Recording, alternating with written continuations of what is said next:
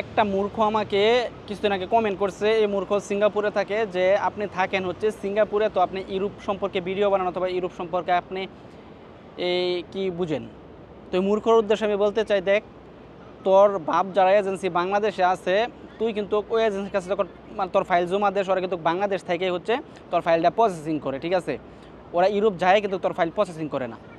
কারণ ওরা কীভাবে বাংলাদেশ থেকে প্রসেসিং করে, ইন্টারনেটের মাধ্যমে অথবা ওনাদের ওপরে লুক আছে, এই লুকের মাধ্যমে প্রসেসিং করে। তো আসলে ইন্টারনেটের মাধ্যমে এখন হচ্ছে সব কিছুই, বিশ্ব সব কিছুই হচ্ছে জানা যায়, যা হচ্ছে তোর মতন মূর্খ লোক যারা আছে তারা কখনোই বুঝবে না, ঠিক আছে।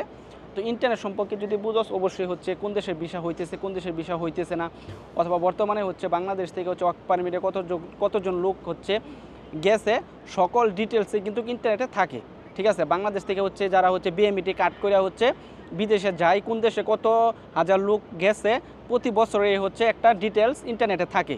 এটা যদি তুই শিক্ষিত থাকতে অথবা তুই যদি হচ্ছে স্মার্ট থাকতে, ইন্টারনেট সম্পর্কে ভালো বুঝতি, তাহলে এগুলো দেখতে পারতে। আসলে এগুলো তো তুই বুঝোস না, যার জন্য হচ্ছে হুটহাট হচ্ছে ফালতু কমেন্ট আইসা করস, ঠিক আছে।